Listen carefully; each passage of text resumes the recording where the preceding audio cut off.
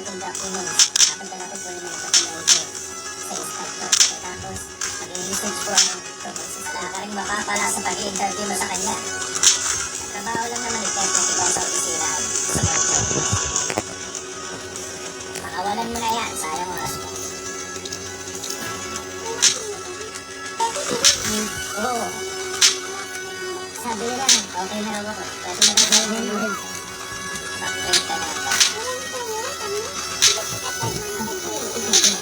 Kaya sumatasay ka na. Ito yung mga pagkakaroon ng pagkakaroon. Dahil yun ang gusto. Ay, isipan ko po ito ng video. Kaya okay, nagpago na po yung video. Kasamuhin na ito. Kasi isipan ko nga po na tinatay ito.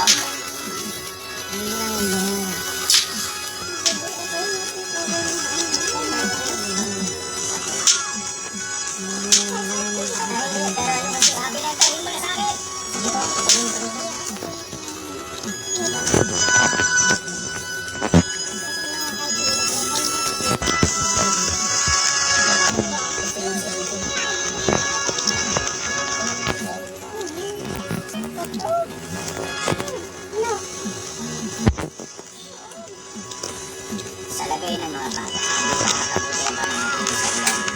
Inspector Nawad, pumirma ka na. Hindi ko iisipin nagre-reklamo ka. Itaas mo na mo. Hindi ka dapat matakot.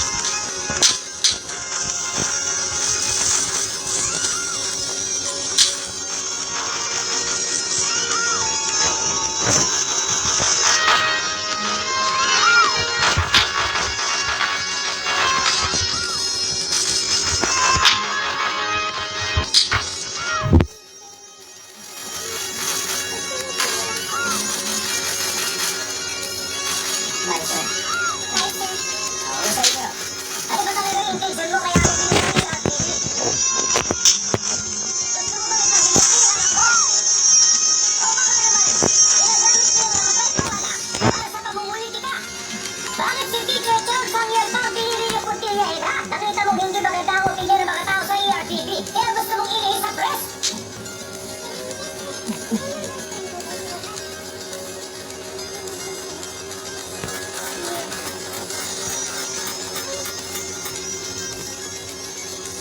Ha? Teka, pwede ko ba yan tingnan sa text?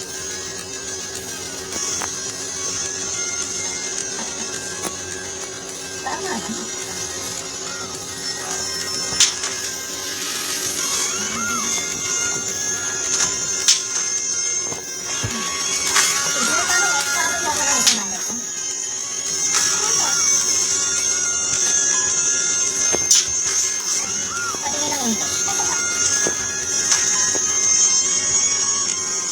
Teka, ano to?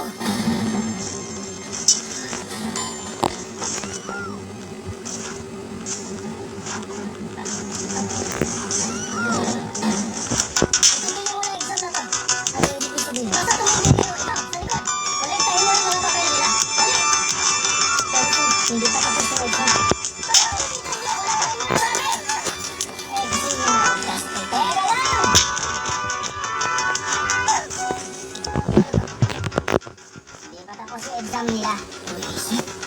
Kulang tayo mga yan ngayon. Sandali lang. Mga bata, oras na ng exam. Ayun. Masyado kayo yata concern na baka may manggulo sa exam ng mga bata. Bakit? May naisip ka bang dahilan para hindi ka mag-exam? May nabalik ito exam. Iimbestigahan namin ito. Boy, lahat yan. Kailangan nyo mag-retake. Walang mag-report.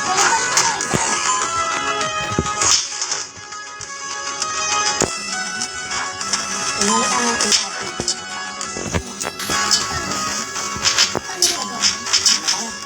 Nakakulong pa kami sa presinto kaya paano tayo nagawang palitan yung mga textbook?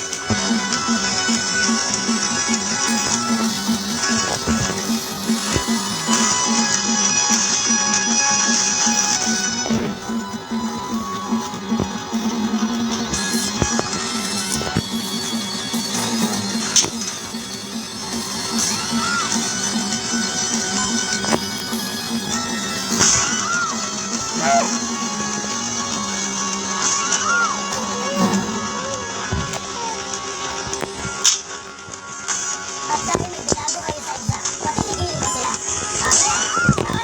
Ligo nyo! Mga kasaway! Bitaw! Bitaw! Tiago, bitawan mo ako! Bitaw sa akin!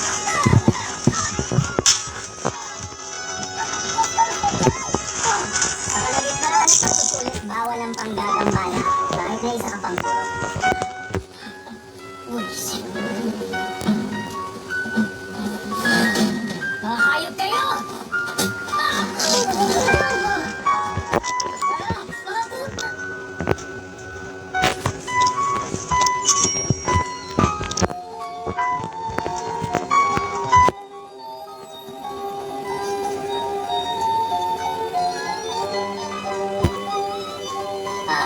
Mic test, 1, 2, 1, 2. Magandang umaga.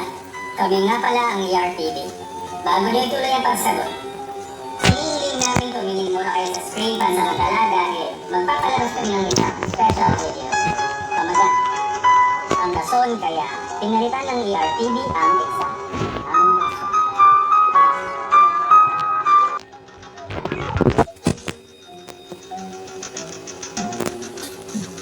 Sa original na test paper na ginawa ni Mr. Chon Sangyol, ang tamang sagot sa question 1 ay 1/2 at dahil multiple choice yun, ang tamang sagot ay number 1.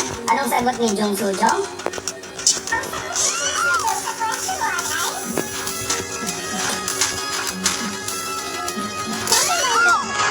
Ang tamang sagot naman para sa short answer question sa lumang test paper ay cosine 3 theta equals 4 cosine 6 theta minus 3 cosine theta.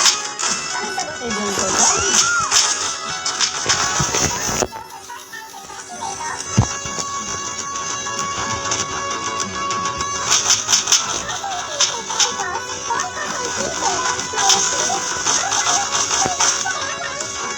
Ang sagot ang test paper si Jung Soo Jong ngayon ay yung exam na pinagpilihan ang nakuha ng score ay 0 sa. Pero kung titignan natin,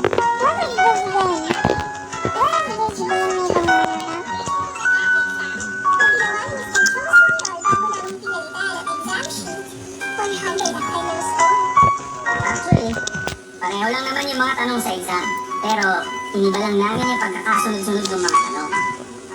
Saka 0 yung top student na laging nakakakuha ng top 11 sa buong school.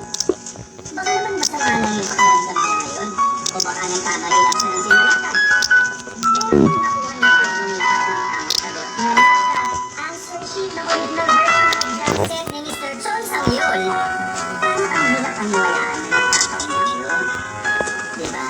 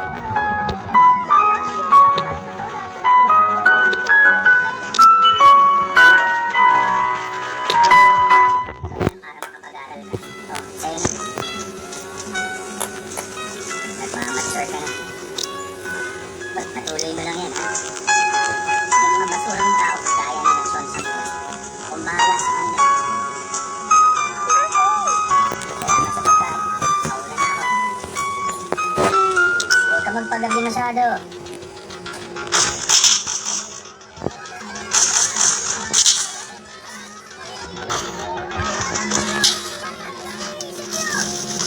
Ako si Juan Guite ng Merete Hanport. Dahil ang nabanggit ko sa huling press conference, ang ERPB ay grupong binuo para sa personal na pag-iingat.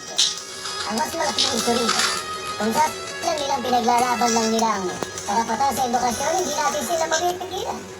Dahil lang sa extra-legal Article 8 sa Establishment Act. Lahat ng kilos ng inspector na sasagawa ng on-site guidance at case investigation ay hindi sakop ng mga batas ng ibang organisasyon. Lumalabas na pwede rin pumatay ang isang inspector at hindi siya pwedeng panagutin sa batas. Natutuwa siguro kayo sa pag-unlad nila sa ngayon.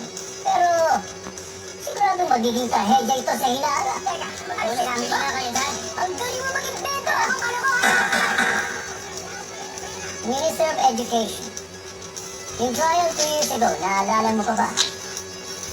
May nakilala akong taong naalala ang araw na yun, yung mabuti.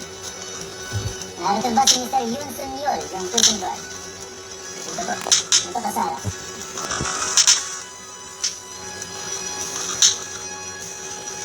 Yung nasa saan mo ng araw na yun, maaaring mo bang sinarawan sa amin mo? Pagkatapos ng pag-aakoy, ang ihahantin ko dapat si producer sa pigitan. May lalaki kong nagkakaroon sa kasahan sa lang sa sasakyan.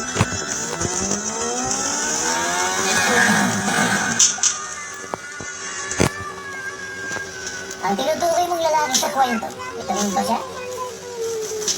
Opo, siya nga po yan. Dahil sabi ko siya sa huli, nagtangka pa rin siya pumatay ng tao dahil sa sobrang galit. Pero tuwa pa rin siya ng inspector ng Minister of Education para sa ERPB. May karapatas ba ang mga tao ito na panggitin ng edukasyon? Kahit anong mangyari, dapat mag-board ng ERPB. Teacher, ibalik ka sa question. Mr. Chair Council, maaari na lang sumagot.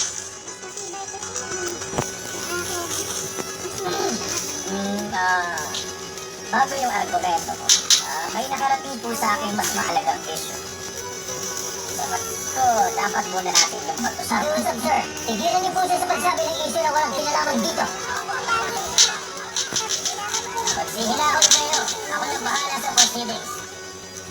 Itong mga nakaraang linggo, nagsagawa ang ERPB ng investigasyon sa Chokmyong Foreign Language Arts. May upuan na sa labas. Sa kanila